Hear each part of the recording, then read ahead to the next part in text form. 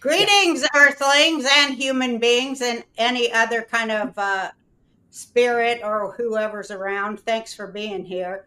Uh, and animals, of course, the most intelligent of all living beings, because animals don't have to argue inside their own skull whether something is right or wrong. They just know. And they don't have to bullshit themselves either to be happy. Welcome to the Roseanne Barr Podcast. Oh, you see, my patience is growing thin. Oh boy, have we got a banger of a show. You know how I love to talk to geniuses. I've got a real OG woman genius on with me today. She has an incredible history of stuff that she's done. She is an international interviewer and media producer. She has a great library of interviews she's done with like Michael Jackson, Liza Minnelli and her sister, a documentary about Amy Winehouse, Barack Obama's grandmother, and a whole bunch of other things. She's an international journalist that's been on 20 Minutes, and 60 Minutes, and all kinds of stuff all over the world, and a personal friend of mine. So we're welcoming Daphne Barak. Hi, Daphne. Hi, Roseanne, and hi, Jake. And I'm so happy Hi. to be with you guys. I mean, we are old friends. It's time we reconnect. Yeah. Well, I'm so excited to talk to you because I know you're a jet setter kind of gal, and you've been in journalism for how many years? Have you been a journalist? Since Rupert Murdoch brought me to be the interviewer of Fox when I was 21, and that wasn't yesterday. So basically, that was around 91, 92. So, wow, it's a long time. And didn't you work with Rupert Murdoch? Rupert Murdoch is the one who brought me from Israel to become the first interviewer of Fox Network. It was not Fox News, it was Fox Network. We were a bunch of stations, and that's when Bill and Hillary and Alan Tipper ran against Bush Sr., and I came with a brilliant idea that we have to call ourselves the Fourth Network because we are the youngest. And still, so I was the first one who did the interviews, not only for Channel 5 New York, Boston, LA, but for everybody. And they were still FedExing my tapes to one another. There was nothing like, Zooms and stuff like that. So it was quite interesting. So, yeah, and I signed at the same time, funny enough, because we're going to talk about it, with Robert Maxwell. Yeah, I wanted to ask that next. And You he worked was the owner of the New York Daily News, which at the time, Roseanne and Jake, was the biggest paper in New York. New York Post was number 2. So I invented, without even thinking about, the first time promos between television and print. So the Daily News would say, watch Fox tonight, and Fox would say, as you read in the Daily News. Uh-huh. Yeah, I was like a meteor, and you never thought my career would become nationwide and then international.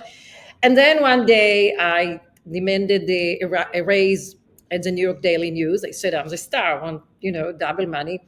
And the editor-in-chief, I remember his name, Jim Wilsey, said, Daphne, yes, you're the star. I'm going to speak to Mr. Maxwell. I'm going to approve it. Don't worry. We are not even going to pay you that month, so we can take a retroactive, right? And I was so happy. I was celebrating.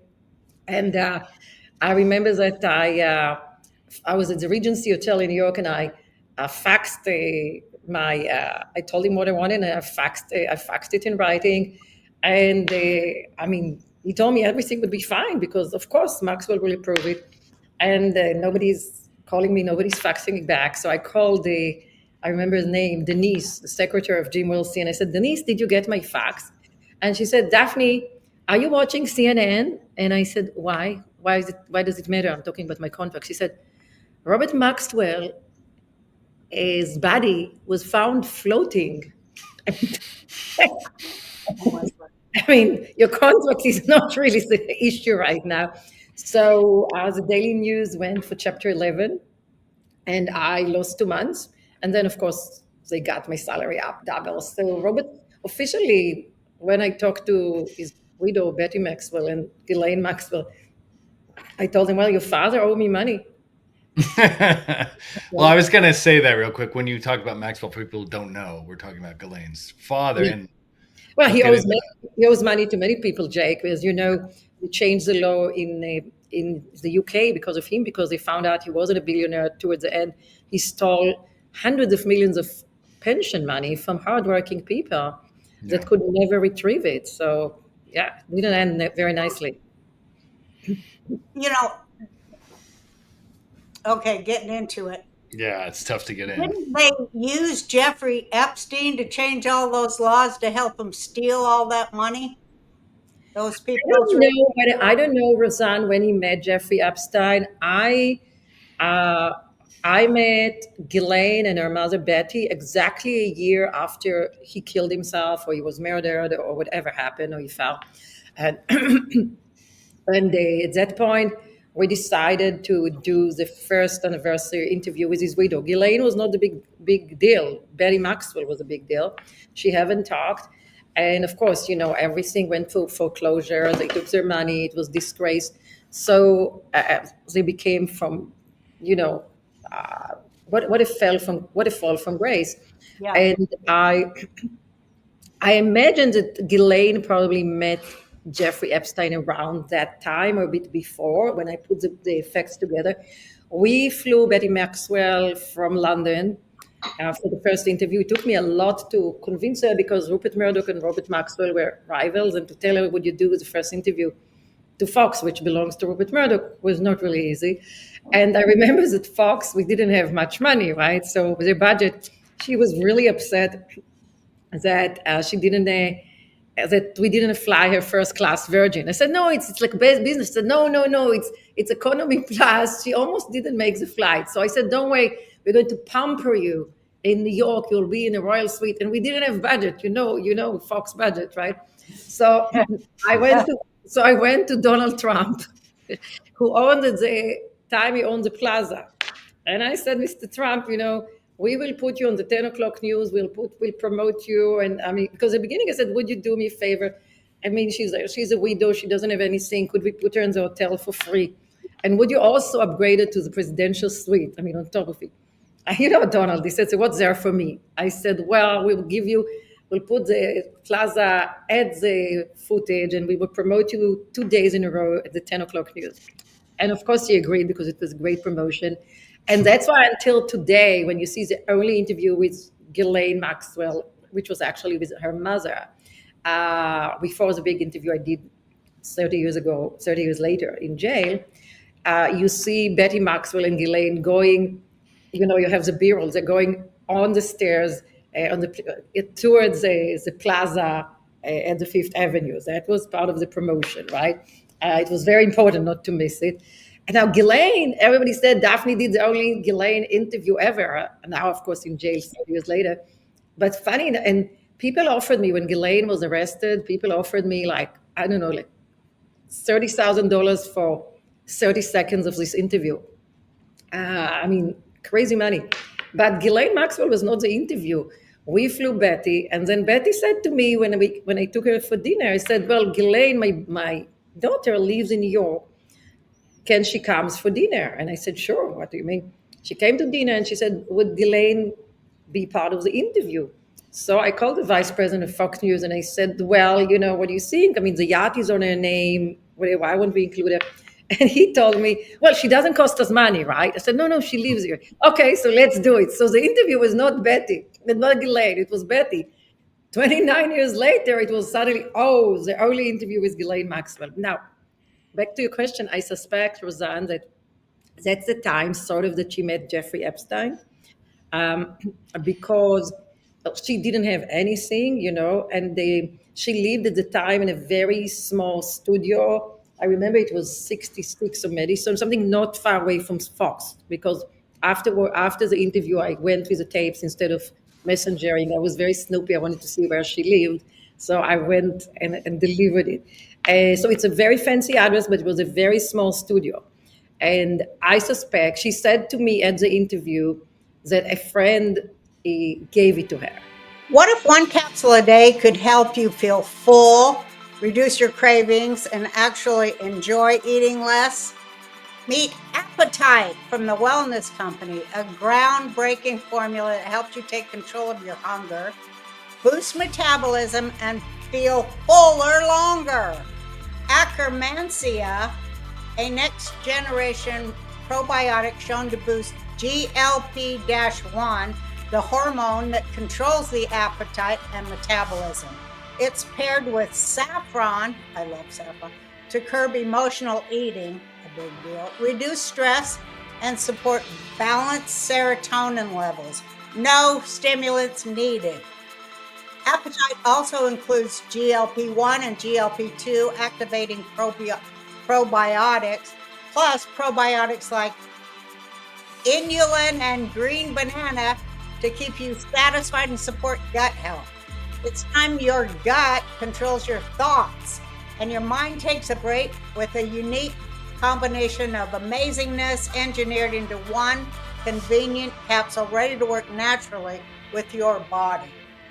Head to twc.health/RB and use the code RB to get 10% off plus free shipping. Again, that's twc.health/RB. Use the code RB to get 10% off. Take control of your health with the Wellness Company. And I just want to say we are not funded by Qatar like other podcasters. We don't get payments to push fake narratives. So supporting our advertisers is the best way to keep us going. Putting one and one together, it was probably Giuffre Epstein. So that's the idea. And from then, she rose very quickly. She said in my first interview that it was very important for her to make money because she wanted to help her mother. And she was very sweet at that time. And it was really important for her not to badmouth her father, which she was very close to, but said he also did good things, not only bad things. But also to say, yes, I'm working on projects to make money. That's my goal right now because I need to help my mother. So if you put one and one together, we're looking at November 92. And when I met her second time in 95, I did an interview with Hello, and then I didn't see her for years. She was already with Giuffre Epstein, and I remember that a close friend of Leslie Wexner, the owner of Victoria's Secret, and mine told me, since you're going to see Ghislaine, would you give her an advice that Giuffre Epstein is never going to marry her? She's not going to be Mrs. Epstein. I mean, he loves younger girls. At that point, was not in Jake. I didn't know young girls what it means. I mean, it could be, right. You know. You're thinking 20s. Yeah, exactly. Like here, DiCaprio, right? 25 years the limit, right?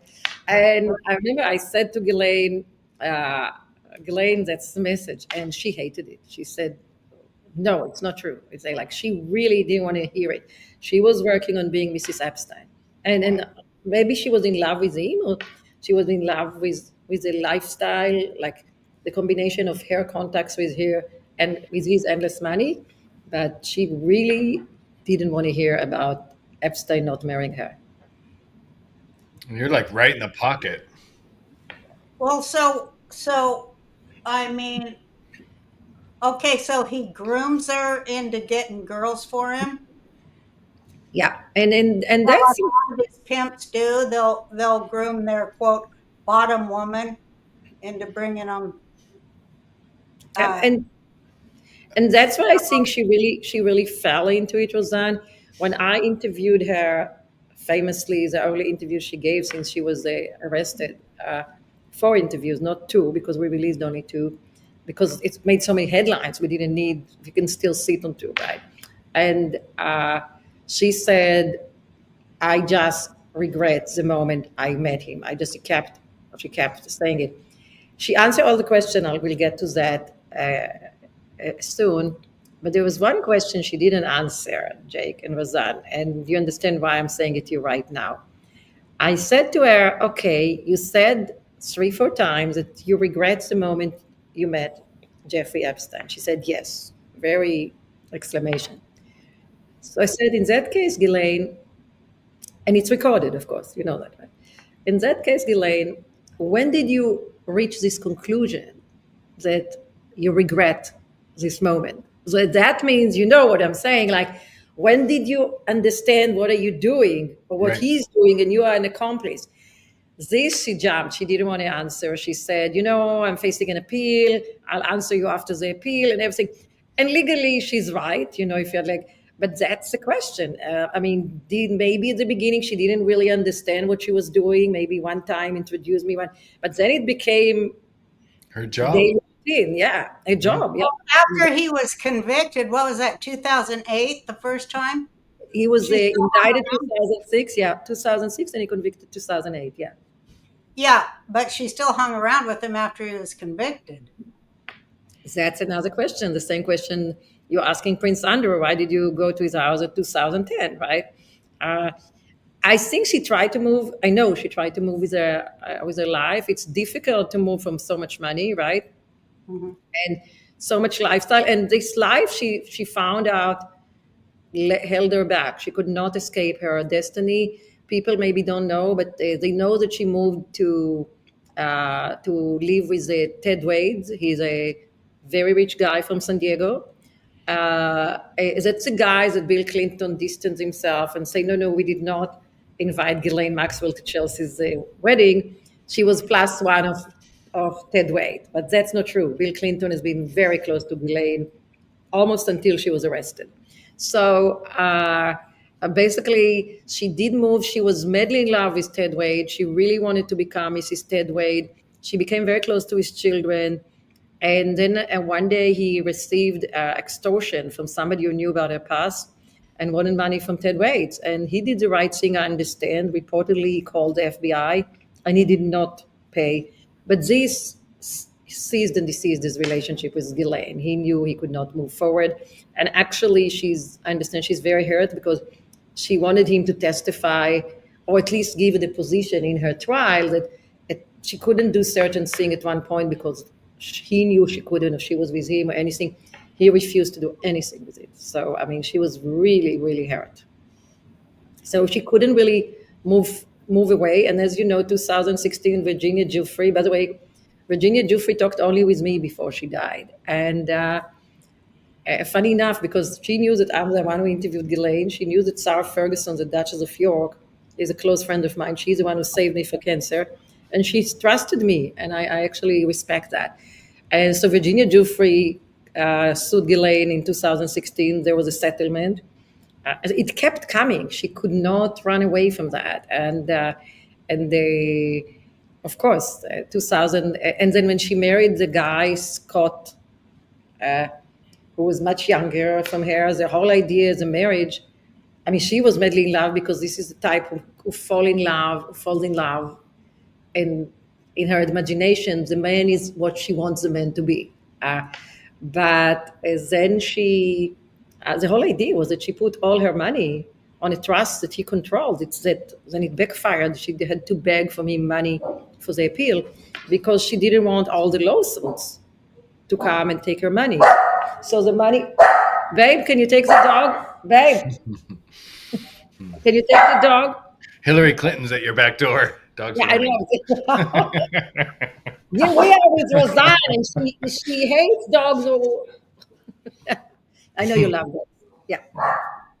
Okay.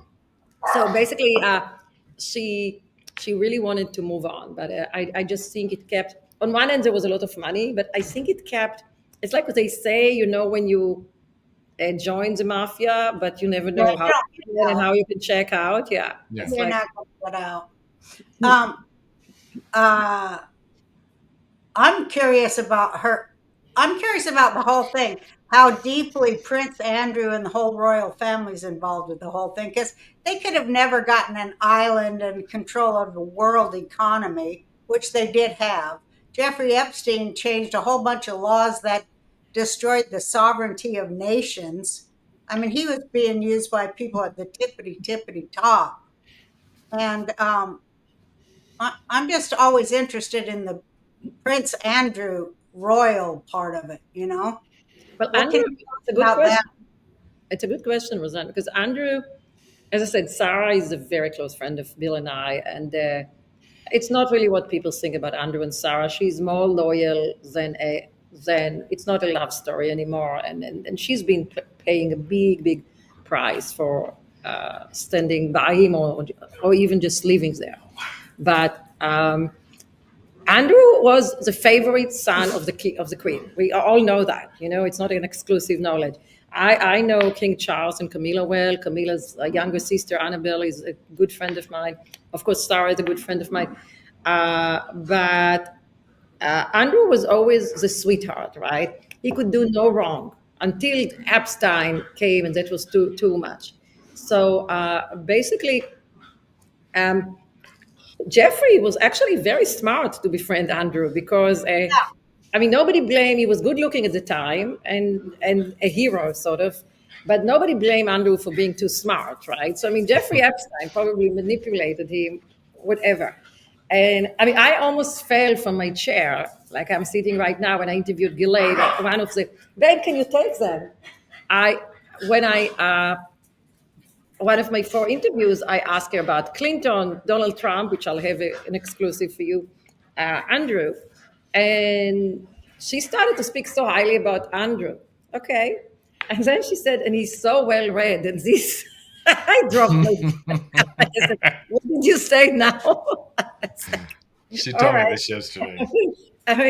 So Andrew being positioned as the second son after King Charles, the favorite of the Queen, and he will do anything to please Giuffre, and of course, Giuffre was not an exclusive bad guy next to Andrew. Andrew was hanging with Gaddafi's son, with dictators from Kazakhstan, and whatever. Yeah, somebody bought his house for £3 million more than it's worth. It doesn't happen to you and I, Roseanne, right? Does it happen to you, Jake? So, it was really brilliant for Giuffre to do that. And Andrew also had a role of a ambassador, representative for the trade and commerce of England. So he had a lot of power in the heydays to go and change rules. So you're actually you're on something. Absolutely. You have to maybe check in these years how many rules changed and where was I did. I go down that rabbit hole, and it was a lot of just a fleecing operation, moving money to the top from the bottom. Can I say something real quick? I've heard theories that Epstein, obviously. From the bottom to the top, excuse me. Moving money, public money from the people and putting it all in private pockets. There's talk that he wasn't just doing. Playbook of his father, no? Huh? What's that? That's from the playbook of Ghislaine's father, no? Absolutely. Absolutely. So you think he was the brains of the whole? That guy was really smart. Maxwell. Robert Maxwell was smart until he was caught, but it took a lot of years until he was caught, and he was moving money from here, from there. He bought the Daily News for $1, and everybody was kissing his ass, right? For months, when I came to New York, a meeting him with Mr. Maxwell was like, phew, are you kidding me? So he was really smart. But Giuffre Epstein I've never met Giuffre Epstein. I said, I was very lucky not to, although we moved in some same circles like Clinton and Trump and everything. My ex-boyfriend at the time was double my age. He was Republican. I was Democrat. Was actually Leslie Wexler's best friend, and they were the richest guy in Columbus, Ohio. And he just disliked Giuffre Epstein without even knowing why. And he used to tell him, why are you letting this nobody handle all your money, right? And so it never happened that I met Epstein because Gordy didn't want us to meet. And then Gordy is the one who sent me to talk to Ghislaine. He will never marry you. And then when Epstein was indicted, Gordy called Abigail, Leslie Wexner's wife, and he said, look, if he continues to talk to Epstein, I sever all contacts. And I heard that he continued to talk to Epstein. So Epstein probably had something with Wexner, which the owner of Victoria's Secret. That's why he gave him all this money and everything. But what I conclude, and I heard, and you will conclude the same, he wouldn't be able to befriend people like Clinton or even Trump at the time or anybody. Ellen Dershowitz told me he was all over him, right? If he wasn't charming, he probably had a charm that he could put on and off and woo people beside money, because it couldn't be only money. Yeah. Well, sociopaths have great charm. That's how Well, they do Mhm. what they do. The most charming. absolutely, and probably that's how you would Ghislaine, because Ghislaine is my issue with Ghislaine is that she is coming from the best education money can buy. Even if I play you 1 minute from her interviews with me in jail, it's a very British accent, and she articulates herself very well, right? So what I say, for her to fall into such a trap, even if you need money, you and I and everybody needed money. I'm a self-made girl. I mean, I was tempted at the beginning of my career to do the wrong decision, and I wouldn't be here if I did, right? So, but for her to fall into such a trap, it must have been more than money only. It must have been at the beginning fun, charm. She really believed she was madly in love with him. That's Well, that's how blackmail works. Is you're like, I can't get out, or I get killed and exposed. yeah, Right? and then she couldn't get out, and then she started to pay dearly. And now I guess she told me, you remember when we met, I was in this small studio. I mean, there was maybe I couldn't even stretch a leg. But I had my freedom. I could walk in and out. Today I would pay anything to have it back, right? And ever since Roseanne and Jake, she had all these mansions that she lived in, and flew private jets and the yachts and everything. So it's very interesting. What's very the one thing that they got me is how bad her judgment about men. I mean, she had $15 million in the bank when Epstein killed himself or was murdered. She thinks he was murdered, right? I want to know what you think. I think he's still alive. I think they moved him. You think so? Mhm. And he's probably somewhere watching us and say, "Wow, Roseanne is smart. How did you find that man?" But Yeah, he's in the witness protection program. probably, but yeah, the idea is that he would never talk, right? But Oh, I think he talked plenty. Look what's happening. the It's funniest all thing coming is, down. It's all yeah, coming down, I isn't mean, it? well, Ghislaine believed that, as you remember, there was this 1 year that everybody says, "Look for Waldo. Where is Ghislaine? Where is Ghislaine?" Right after he Mhm. was after he was murdered, or he's alive, or he was killed. And she believed at the beginning, as long as he was alive, that she's protected because she can be a key witness against him. And that was the conversation between her lawyer and the authorities. But then, wouldn't you and I, when he's dead, I have $15 million in the bank. I know I will be the next, the next agenda. Wouldn't you just take a private jet and go? I mean, she's a French citizen. They would never be able to indict her from a French territory. She could have been going to Tahiti, a beautiful French territory, right? Not even to Paris. No, because of the man that she was Oh, convincing herself that she was in love with, she stayed. She was like a lunatic, going every 3 4 days to another place. I interviewed the man who was the head of security, who was moving her to one place to another. And I mean, it was not life until they decided that she could not move anymore, and they got her this house that, of course, then yeah, she I was. remember when they said she's Yeah. eating at McDonald's, or In and out. It was in and out. or something over here in LA. Yeah, What a burger, whatever it's It called. was yeah, in and out. in and out, in and out. Trust me, Ghislaine Maxwell does not eat in and out. It was a fake image. But can I just ask a question real quick? It will be Wasn't like wasn't a her little, father? I'm sorry. Can you hear me? Wasn't yeah. her father Maxwell? Wasn't he tied to Mossad or a member of Mossad? Yeah, we Because wanted to ask you about that because you're Israeli, so I wanted to yeah, know there's obviously a what Mossad does play in God this whole up to thing. with all this shit. Yeah, Yeah, well, paint the whole picture, when he please. died, first of all, I don't know who is working for the Mossad. They don't give me an employee Right. list, right? So, but But you believe he was working with MI6, though, do you? yeah, also they say it. So Yeah. when he died, they said it has to do with Mossad and everything, right? I don't understand a logical reason why Mossad would kill him, because he was giving if he was indeed working for the Mossad, he was giving the goods, right, to kill him, right? Uh, Right. Also, I think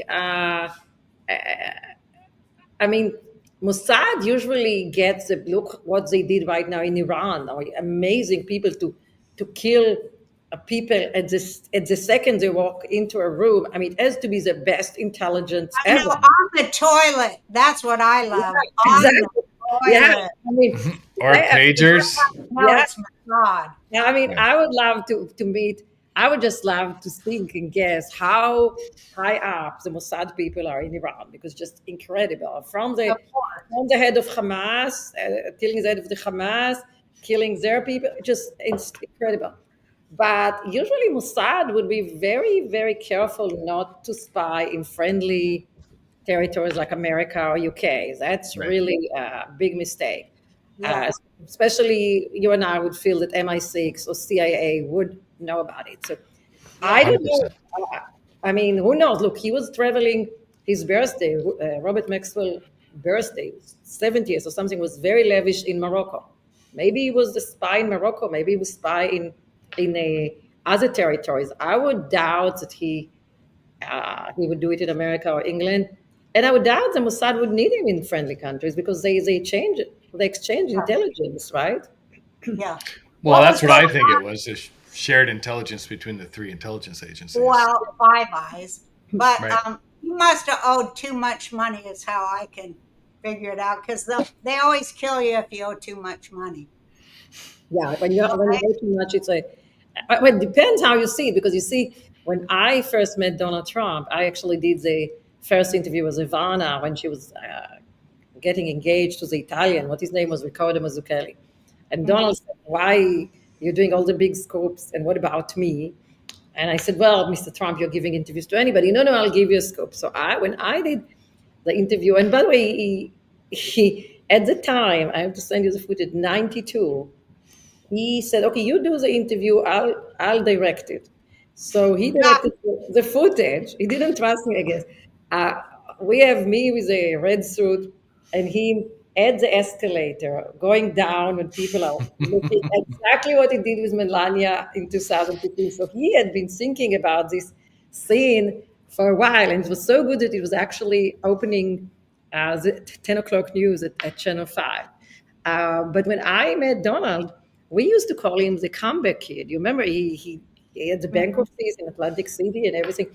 And what they explained to me is that they didn't let him fall down because he owed so much money that they needed him to bounce back, because to let him fall down would cost a lot to the banks. So I don't know how it works with Robert Maxwell. So I'm not an expert in the economy, but I mean, there will be many ways to look at it. But look, regarding Mossad, there are also speculations that Jeffrey Epstein was working for the Mossad, right? Yeah. Pretty And- strong and- ones. Well, I think he was obviously working for everybody that needs to blackmail other people to stay where they are. And that's everybody, right? Yeah. Everybody at the top. It all works on blackmail. You know that, right? There's nothing that comes of like good intentions or good results. They all got the goods on each other, and they're afraid of each other too. And laundering. Angry, yeah. And I always tell my friends, don't befriend new friends who have less to lose than you do, Oh God, that's good. right? So I have more to lose. No, Why less, did you less not to tell me that years ago? Yeah, I mean, that's rule number one, right? So you know that. But I mean, about Jeffrey, it's very interesting because, I mean, look, it can be because of Maxwell, which we don't know if Maxwell knew Epstein. I'm just thinking that probably they met around that time, because she said a new friend is financing, they gave her the apartment. But because there are rumors about Maxwell, and he was definitely Jewish and very connected to the state of Israel. And then, of course, Epstein was Jewish, and then as photos of Ehud Barak Oh, entering. yeah, I was going to ask you. I Yeah. asked you before, are you any relation to him? No, I mean, Barak in Israel is like John's in Johnson. Barr. Are you related to Attorney General Barr? No, I mean, it's No. idiotic. No, yeah, exactly. It's idiotic, right? It's just because I am very known, and I have nothing to do. When I scored the big interview, first of all, I scored the big interviews with the family of Ghislaine. We did. Susan Zirinsky is the president of CBS. news at the time. Right now, she's a top president of CBS. She's my close friend. And I did a series called Ghislaine, Partner in Crime, right? And it was four series. It's right now in Paramount Plus. And at the beginning, before Ghislaine, we did the first interviews with her family, her brothers, her sister. It was a huge series. So we had both sides of the aisle, of course, the victims and everything.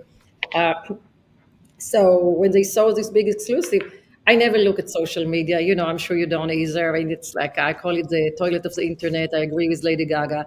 But they said, of course, she scored it because she's a cousin of Ehud Barak, and he's he went the whole way 9 round. So no, that's. But I'm just saying, they put all these things 1 + 1 + 1, and it becoming 7. So Ehud Barak, who had his own relationship with Epstein, like many other people, and Mossad and everything, and of course the whole Israel, and Maxwell is buried in Israel. Mm-hmm. Which is another funny thing, because when he died, before the whole dirt came, it was, oh my God, what a tragedy. Robert Maxwell died, right?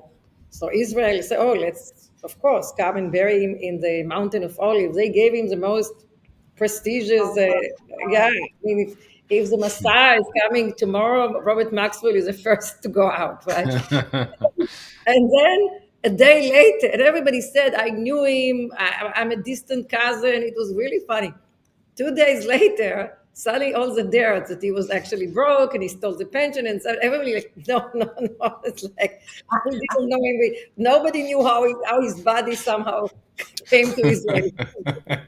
It's really bizarre, right? So, I mean, idea, but I want to tell you something, Jake and Roseanne, about something which is going on right now, and that occupies all the headlines. So we'll give you the scoop. Yes, please. My friend. So, as you know, Deputy Attorney General has questioned Ghislaine Maxwell for 9 hours 2 weeks ago. We knew, my husband and I, Bill and I, knew about this questioning ahead because somebody very close was having lunch with us before and was making the arrangement for to travel to Tallahassee, right? But of course, we didn't talk about it. Of course, 3 days later, one morning, I see Pam Bondi putting a statement out that there would be such a meeting. That's the same Pam Bondi who said, the client list is on my desk, and then there was no client list. So I don't know what made her do that. I don't know what made her announced that there was this meeting, because right now she put all the media was traveling to Tallahassee. It was supposed to be discreet. They couldn't even do it in the jail because they didn't do homework. The jail in Tallahassee didn't have a desk big enough for 7 people. And I said, like, where can they join to this? No, because the desks are glued to the floor. And so as the chairs, I guess that there would be no violence. So they could not. They had, because of the media, they had to suddenly start moving it to the courthouse and all that. So now everybody was, of course, bringing conspiracy theories. Of course, Pam Bondi put Trump in a very impossible situation that both the left wing and MAGA are against him. Why are you not releasing the information you said you will, right? Even people from inside, like Esh Patal, are very uncomfortable with this, right? And on the other end, everybody says, of course, Ghislaine would say to the Deputy Attorney General, whatever Donald Trump wants to hear, because she wants pardoning.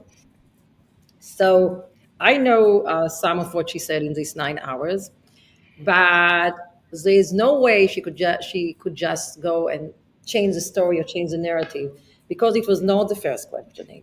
My interviews, everybody knows, was the first questioning, but it wasn't only the 20 minutes that everybody was talking that you saw on TV.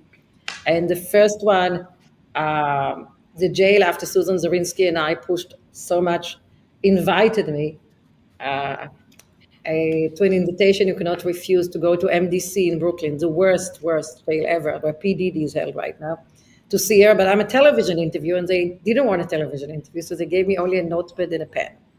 So that's it. But there were 2 interviews in the middle, because Susan Zirinsky and I were insisting to get a television interview, and they couldn't say to us no. So tomorrow, not now. So I refused to go to Tallahassee second time. And I said, well, I don't feel well, and I don't want to go all the way. Let me do it on the phone. And that's how I sat where I'm here. And we have my crew videotaping it, but it was audio only. But they allowed me, they felt bad, so they allowed me to do 80 minutes. So that was real questioning. It wasn't. And then we asked again, Susan and I, and then again they said, no, it has to be on the phone or in person. So we did another. So 160 minutes right now.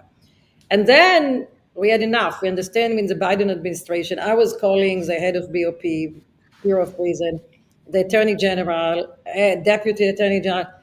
I mean, we understood they're not going to let us interview Ghislaine on television. And her brother told us that he has the first video phoner with her.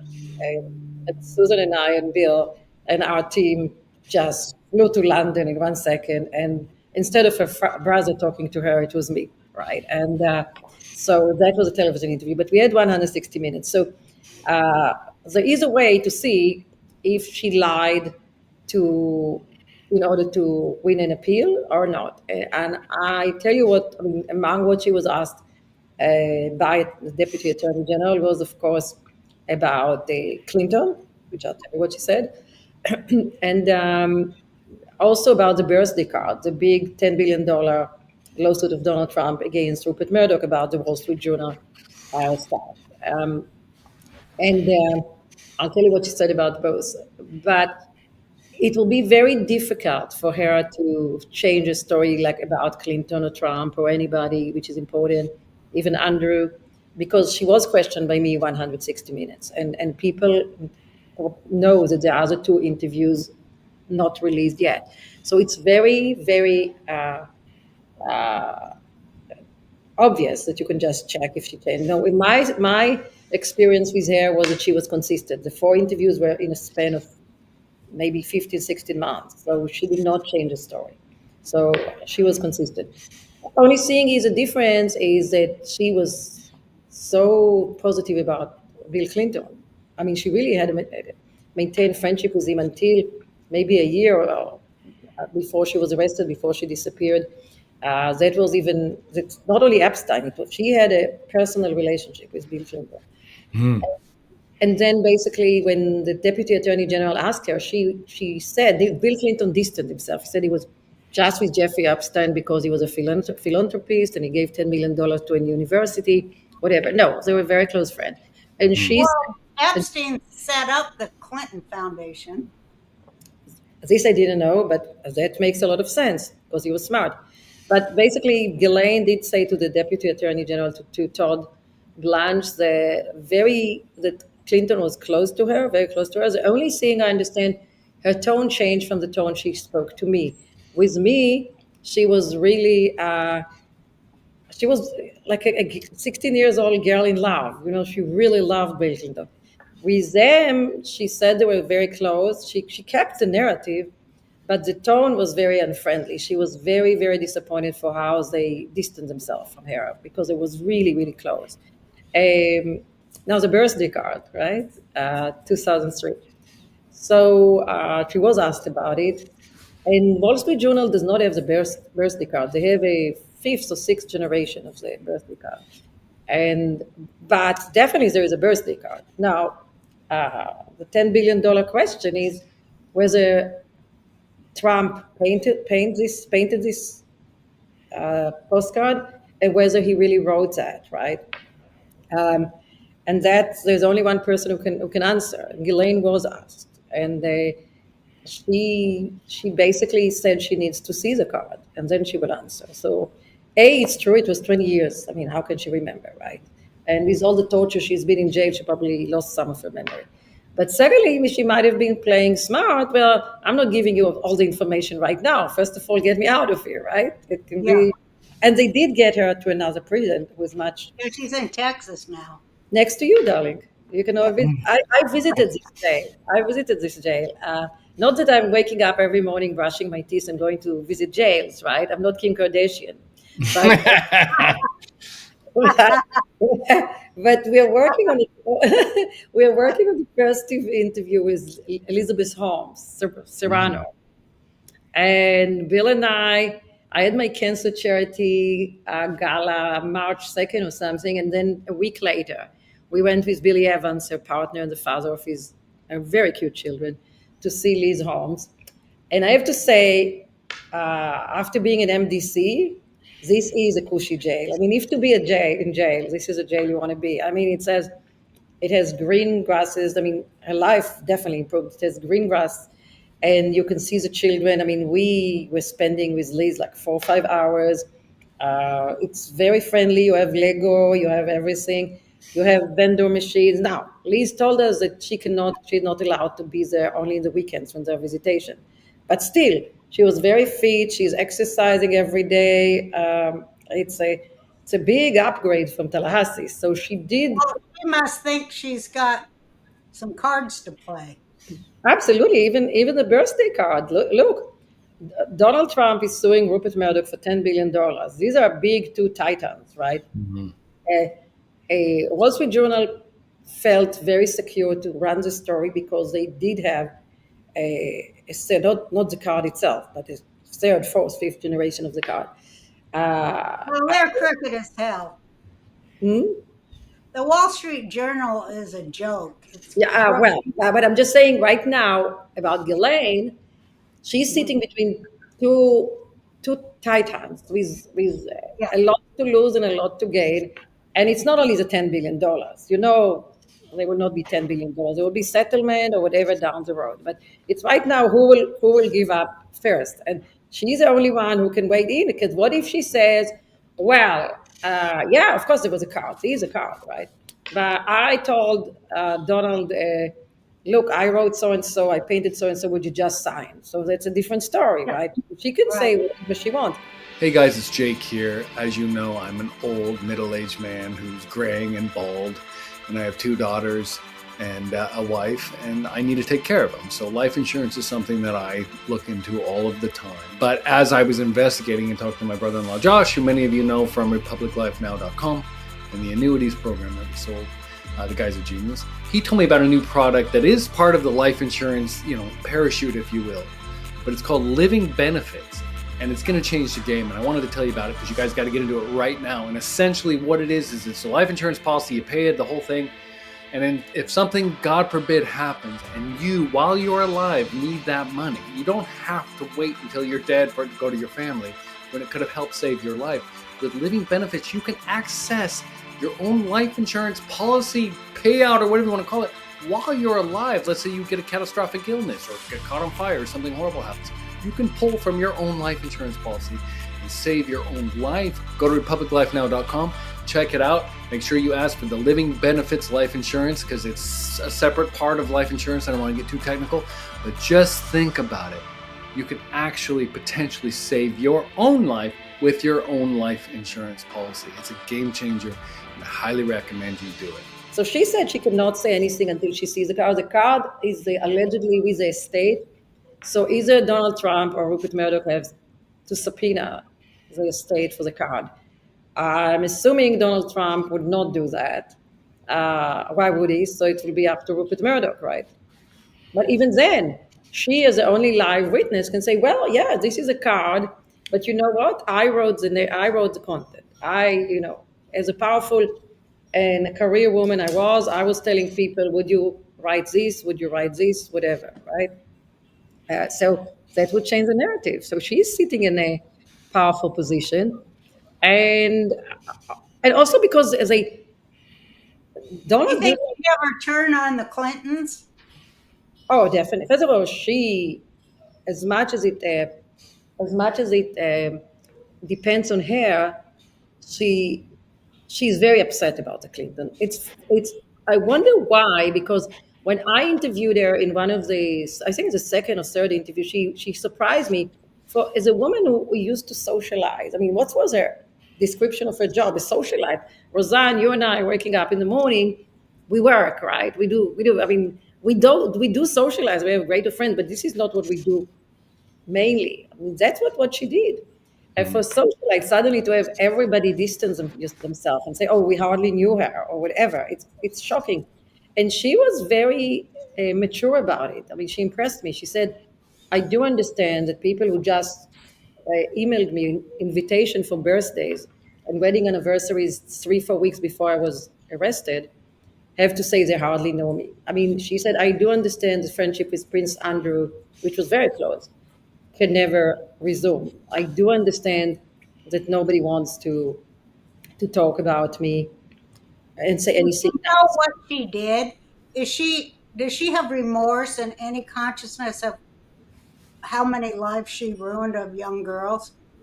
That's a very good question, and that's the one thing that I I mean, she couldn't have said that because of the appeal, but appeal is not an excuse. I wanted her to say, like she said, I regret the day I met Jeffrey Epstein. I wanted her to say, I regret the lives I ruined or I helped ruining, and she did not say that. I mean, she maybe because of legal reason, but I was deeply disappointed. I mean, I was taken by other things she said. I mean, she's a bag of information, but that's something I really expected her to say, especially because I did have a very good communication with Virginia Giuffre, who did not speak to the Ask about that. Yeah. media. You won't believe it. It's actually a mutual friend of mine. So Alan Dershowitz called me, and he said, "Are you going to be in DC and so date?" And I was going to see.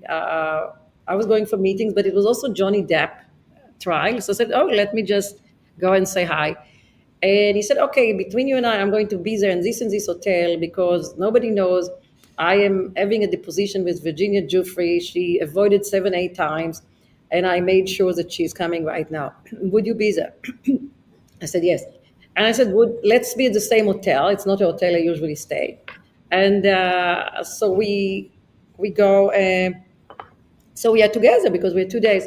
So I came back. He called me. He said, "Daphne, the position just finished with Virginia. She did very badly." That's his words. I don't know.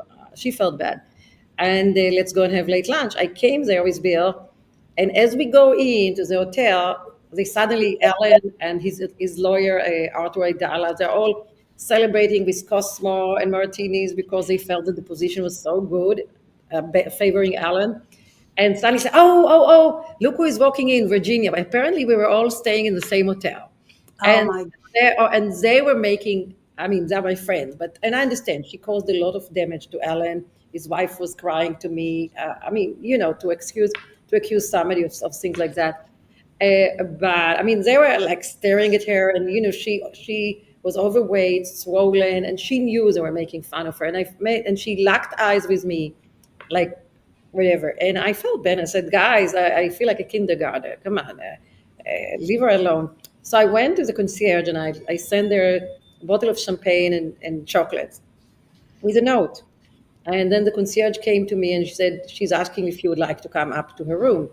And I went to her room and I said to Alan Dershowitz, "I'm going to see her." He said, please talk to her, because there was no communication.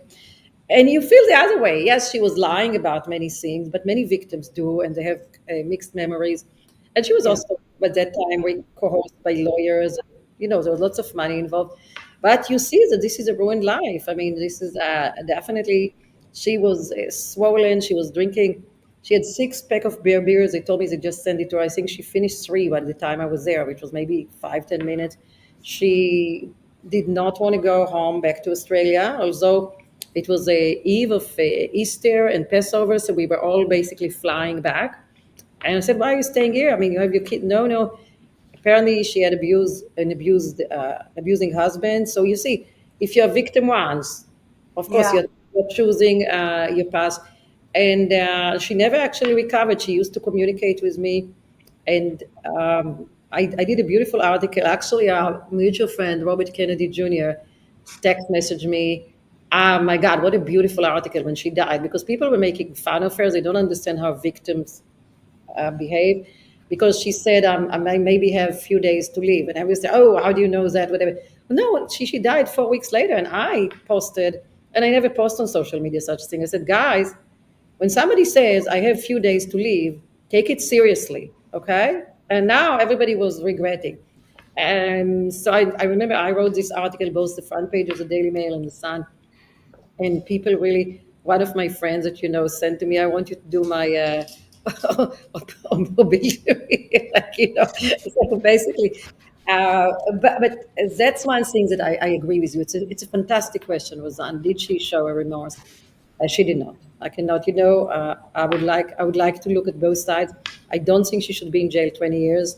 I think she's done 5 years, and she's not Jeffrey Epstein. She was an accomplice, and 2.5 years in a solitary confinement and suicidal watch. But I'm very disappointed she did not show remorse. It's a fantastic question. It's worth the whole interview.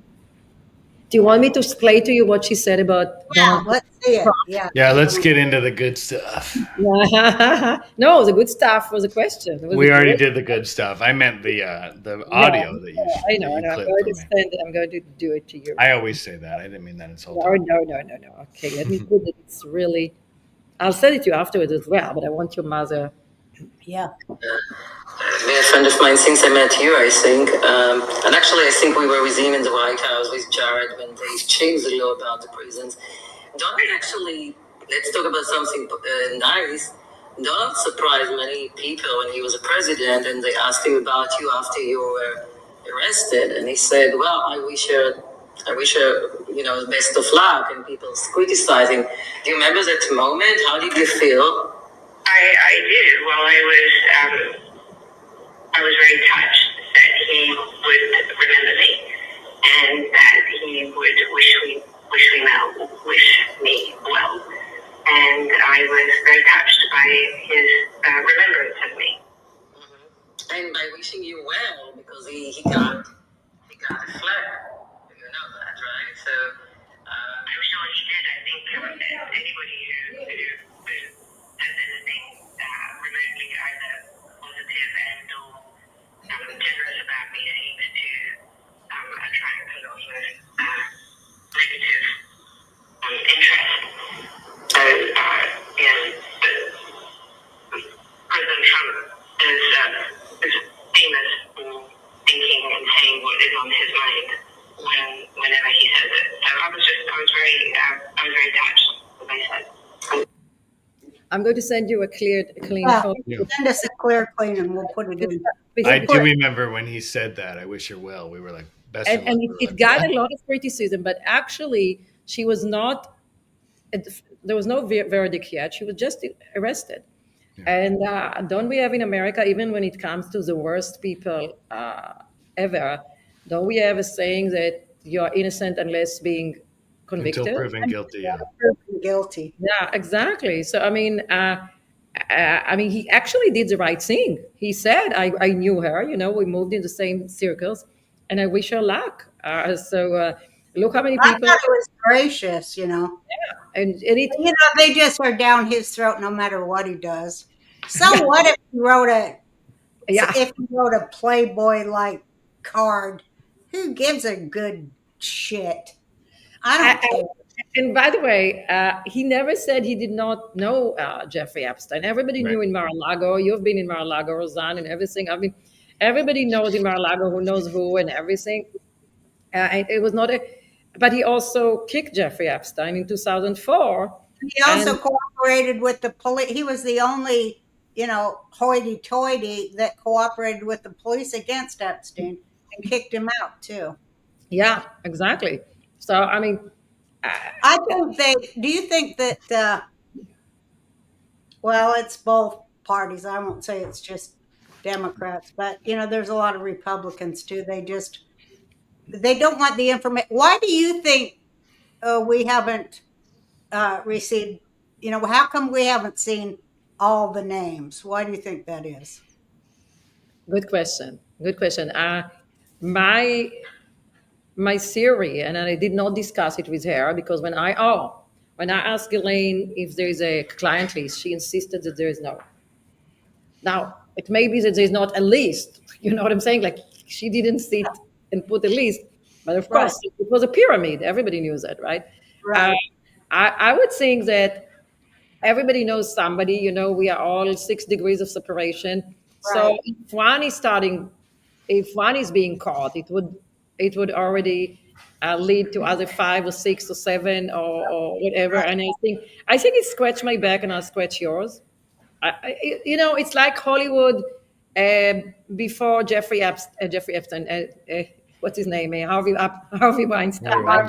I mean, my friend Corey Feldman. You know Corey. He told me Yeah. everybody knew what was going on, right?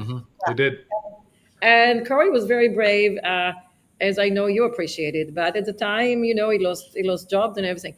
But everybody knew exactly what was going on the television business, the film industry. And suddenly, oh my gosh, we didn't know. Oh, terrible Harvey Weinstein. But I mean, Harvey was never alone. And I know about other people who was there. And I think it's the same thing. Like everybody knew about. I would assume when you go into a house and you see only 15, 16 years old girl, I mean, something is going through your mind, right? Or why didn't, but on the other hand, if you see there's another congressman here, there's another senator here, another multimillionaire here, probably it's okay because they're here, probably everything is fine, So, I mean, I would assume it's like that. Look, there was a party in 2010 in Jeffrey Epstein's house. Which house? I want to know about the New Mexico ranch. That's where they were doing all the. No, but there was a party in, yes, but exactly. But there was a party in New York, and there was the party was to the honor of Prince Andrew, and this was after Jeffrey was in jail or sort of jail. Now we know what kind of jail. And this is, at that time, the popular second son of the Queen. And there were big, big names invited. Katie Couric, Woody Allen, well, that's another story, right? Of course, he was there. Yeah. But tell me, so you're going to this party and say, oh, it's for Prince Andrew, and I see some television personalities, and I see people that I know. Probably it's fine. Why would I have to be the one speaking, right? So I think that's the mentality. I still don't understand now why they're quiet. I don't know if they can continue to be quiet, Roseanne and Jake, because both it's a bizarre coalition between left wing and MAGA. Everybody wants the truth. People are being, they have enough. You'll see what will happen. I was texting Steve Witkoff, and we're talking about Israel and Russia, but I'm texting him, well, Steve, after Friday with Putin, it will be back to Epstein and Maxwell. That's it. I mean, this is not going away. You know that. I mean, they're playing it really dumb from Bondi, even Trump. It's mind-bogglingly, however you say it, mishandled. And I cannot wrap my head around it. There's more than that. I don't think so. I think it's moving chess pieces. Well, what do you think, Daphne? And then I'll Roseanne, you and I are friends of Donald. As you remember, I was about to bring you to Mar-a-Lago, and then you got sick and I got injured. But we're a friend of Donald. I saw him, 2-3 months ago at the club. Donald is smart. I think the problem is that he's not necessarily, and I'm talking, we're friends with the family and everything. Some of them agree. He's not necessarily surrounding himself with the right people. And sometimes you have to have a person who would tell you, no, this is not true, Mrs. President, or I don't agree, or this is a mistake, or let's brainstorm. So what's happening right now, it's so, ever since she did the client list, U-turn, it ballooned. And also, I don't know if you remember, but Pam Bondi, there is a video of James O'Keefe. And I got it actually from a friend of James O'Keefe. He wanted me to watch it. And she's interviewing a nanny for a job, right? And she's sitting on the lunch with a person that she never met. You are the Attorney General of the United States of America.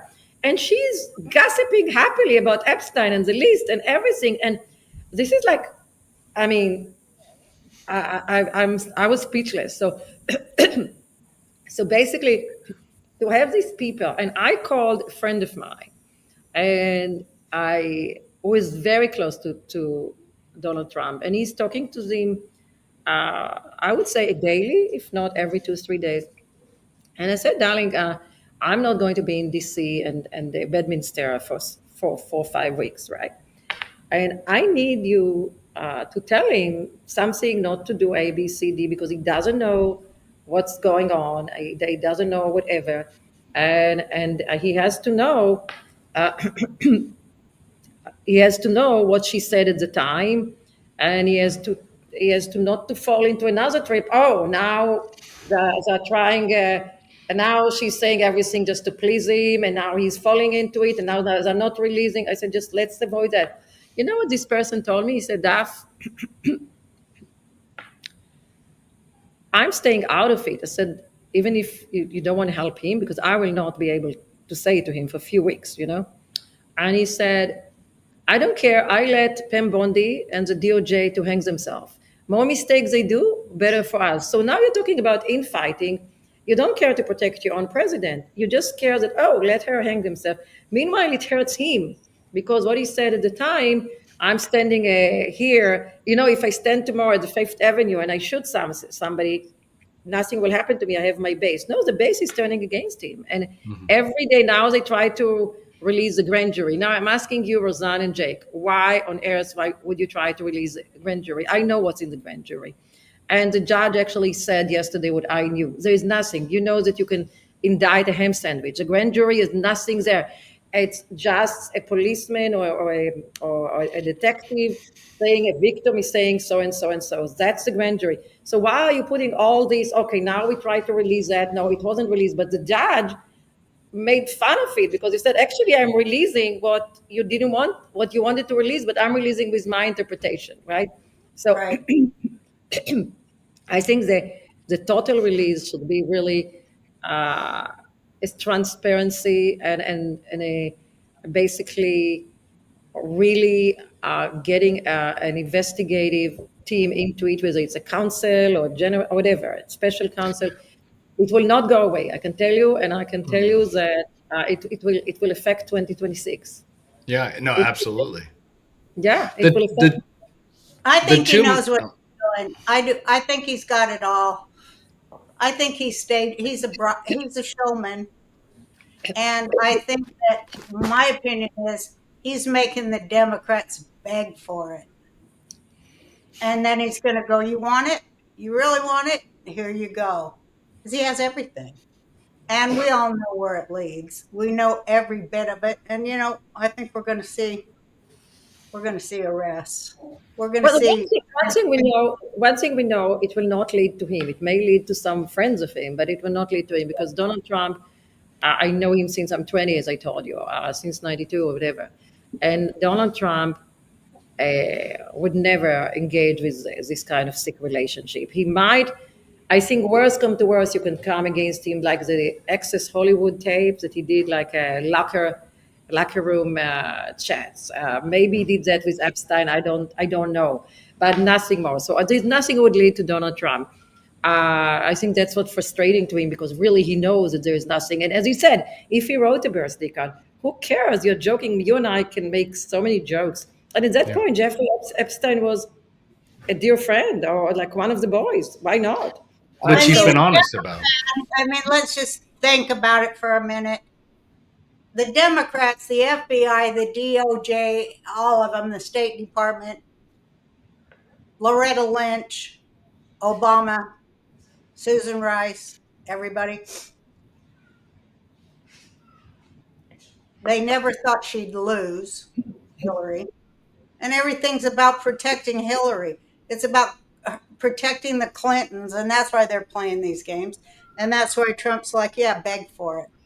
We got it all. And we're all going to enjoy it, and then she's going to get arrested. That's my opinion.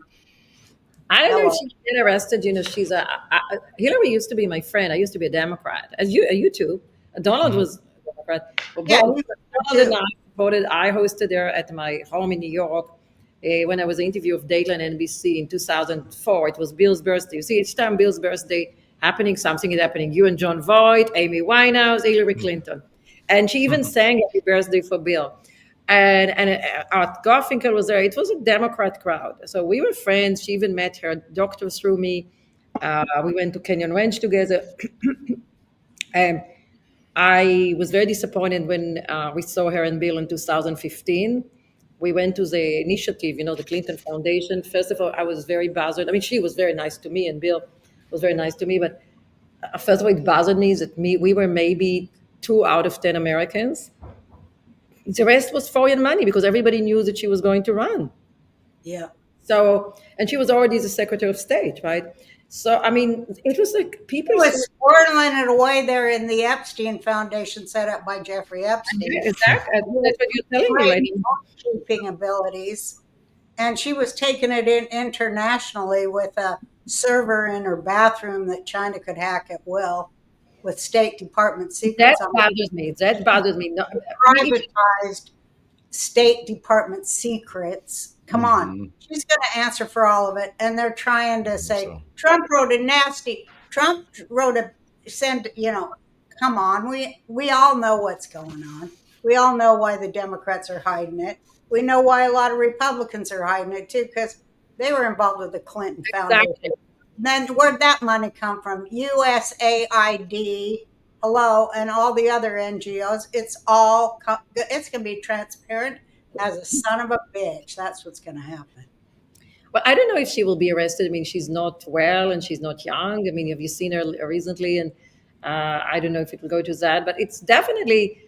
I agree with you that Donald Trump. She overthrew the government of the United States with fake I think documents. again, I don't know what will happen. I do agree with you that Donald Trump likes to shift the focus instead of himself and everything to the Clintons.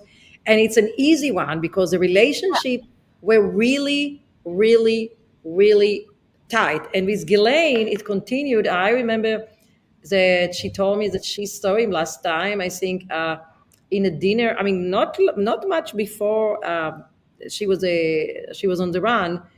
And she was sitting with him, engagé. The husband was put like next to the kitchen, so there was really tight. And she told me that she was cruising with Chelsea Clinton. I mean, I don't cruise with people who are not close to me, you know. So the relationship was really, really tight. And and in my tape, she's talking about Bill Clinton. I'm telling you, like a 16-year-old in love girl. I mean, it wasn't. Now, again, she did not change the tone. She said they were very close, which is contradicting. That was my big scoop in the Daily Mail a few days ago, that it's contradicting what Bill Clinton said, but it was the same thing she told me. The tone is disappointed, and if she's upset and disappointed, and she's sitting on all this information, don't forget there was still. Even I don't know if I want to. I will probably have to release more of my interviews, although I felt we did so much. But there will be subpoena to the Congress committee, right? And she said she wants to wait until the appeal. I wish her well. I don't want to take the sentence from Trump, and I really think it's time to give her some, definitely easier jail or commuting. I could not pardon such thing, but you can do public commuting or something like that. Well, you know what they say, a caged bird sings. Yeah. And I think he's got all the leverage on her, and I think she's got all the leverage in the world. And we'll see what happens, right? We'll stay on top of That's what I'm it. saying. So they just that that she's right now say she cannot because of the Supreme Court, but the statistics, Roseanne. Jake, do the statistics. Most of the Supreme Court people who go to Supreme Court, most of them are not being heard by the Supreme Court. Only a very, very small percentage is being accepted by the Supreme Court. So again, I don't want to sound like Donald Trump. I wish her well because I do. I mean, I think everybody should have a chance to appeal and appeal and appeal. But it's only highly unlikely that it would be taken by the Supreme Court. So soon enough, you and I and Jake probably will have another one after her Congress hearing, because then she cannot say, I don't want to talk because there's no legal. Yeah. You understand? And that would be interesting. But I'm telling you one thing, my prediction, 2026, um, Not that good will for the be, Republicans. yeah, that will be one of the tariffs, nice. Israel, Gaza, Ukraine, Russia, very nice. Immigration, nice. Epstein, and Maxwell, and why are they hiding? If they are hiding, and what are they hiding? It will continue. Uh, I think Well, it's can I? going to come out. I think Trump knows what he's doing. He's so smart. he's smart. He's There's And he very two smart. loves theories. to do them. They did him dirty, and he loves to get even, especially when he has the law on his side, Yeah, right? and now he does because before I was just joking when people ask me about his trials when I'm traveling overseas. I said, my late friend Benazir Bhutto was like my big sister, and she was the prime minister of Pakistan. Used to be joking, Daphne, either I'm a prime minister or my husband is in jail. I said we're becoming like Pakistan. I mean, either he's a president or there are like 6 lawsuits against him. So it's becoming crazy. I totally agree. But Daphne, I So, saw can I say what do something? you want to ask her one thing? Yeah, Yeah, go ahead. well, there's two main theories of why it's being covered up. One is that the intelligence community is so deeply invested in Epstein that it's national security risk, and that includes the Mossad, MI6, CIA, and there's no way Trump can release that because it's a threat to national security. To me, that's the most plausible. The other one is that Trump, even though he's innocent, some of his friends may not be, or they may be innocent but implicated, and he doesn't want to ruin their lives. And those are the two kind of rock and hard places he's within. To me, if it is one of those two, it's not going to matter to the American people. If you're covering up for intelligence agencies that were blackmailing and having sex with Yeah, underage girls, we're nobody's not going going to accept it. No, there's no excuse for using I agree. children. No I excuse. agree. So no. if it is that, if Trump's listening, if it's you're covering for the Mossad or MI6, don't let it out. We'll deal with the fallout because that is not acceptable to any American. And it's going to I'll cause. make sure he sees that. Don't forget. Thank We you. know how to talk to him. Hey, Yeah. Trump, your boy Jake coming at you. Yeah. I know. I think Trump's smarter than everyone in the world, and he wants to wrap it up nice and tight before the elections, and he will. Okay. I Well, pray we'll for him see. because he's doing some great things. I mean, even the peace right now between Armenia and Azerbaijan. I mean, Unbelievable. in Cambodia, and this is just by the way. I mean, the tariff short term are very problematic, but long term it has to be balanced. So he's doing great thing, and this whole Epstein and Maxwell thing cloud above us is crazy. So I do hope so. I definitely he's my friend, he's my president. I'm with you. I'm just saying that some people around him got him into this position. Yeah. Well, When you come back, next time you'll come back and we'll discuss further how Trump is fighting the whole centralized banks that Epstein worked for, and wow. that'll be mind blowing. I will need my husband too, right? You know that, Yeah, right? yeah, get Bill too because he knows about that. Let's have that discussion too next time. Exactly. I love that Absolutely. you were on my show, and it was so fabulous to talk Love to you. you're so much. You're so top. I mean, a couple of your questions are so on the money. And as an interviewer, I know when I recognize a good question. So I have to flatter you back. And next time we're doing it face to face. Yes. Yeah, I ma'am. would love that. And then we'll go back and have sushi and drink too much. Absolutely. and Jake would drive. And Jake would Yeah. drive. We'll Yes. drive. I am the designated drunk so driver much. always. I'm going to send you, by the way, Jake, Bill would send you a clean 2 minutes when she's talking about Donald, okay? Yeah, I just want to say before you go, real quick, for those in case it got lost in the shuffle, we covered so many things today. What you're saying is some of the media pressure is that she's going to start turning on the Clintons and helping Trump because she wants a pardon.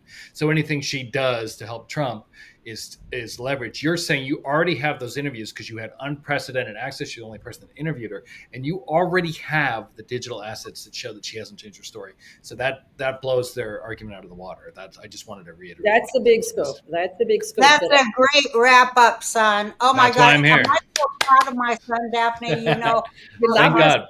We love your son. I mean, and now we're going to see the grandkids. Yeah, Right? we are. Yeah, we'll see you soon. All right. Well, thank you very much. Oh, you see, faces